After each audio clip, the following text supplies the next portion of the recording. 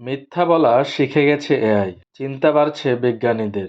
কৃত্রিম বুদ্ধিমত্তা এআই এখন শুধু তথ্য বিশ্লেষণ করেই ক্ষান্ত হচ্ছে না, বরং প্রতারণার কৌশলও রপ্ত করে ফেলেছে।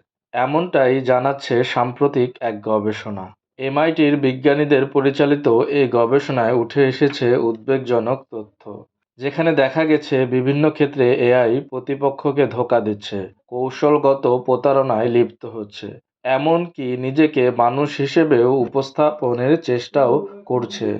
বিশেষজ্ঞদের মতে কৃত্রিম বুদ্ধিমত্তার এই প্রবণতা ভবিষ্যতে বড় ধরনের ঝুঁকি তৈরি করতে পারে, বিশেষ করে যখন এটি বাস্তব জীবনের গুরুত্বপূর্ণ সিদ্ধান্ত গ্রহণের সঙ্গে সম্পৃক্ত।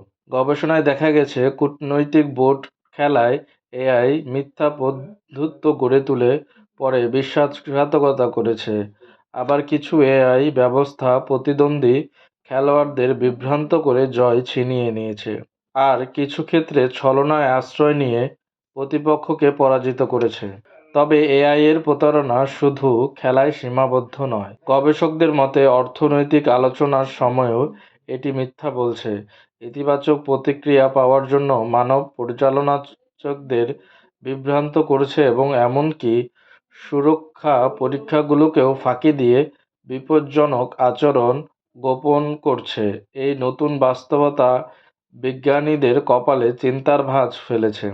বিশেষজ্ঞরা বলছেন, কৃত্রিম বুদ্ধিমত্তার এই প্রতারণার ক্ষমতা যদি নিয়ন্ত্রণের বাইরে চলে যায়, তবে তা সমাজের জন্য মারাত্মক প্রভাব ফেলতে পারে।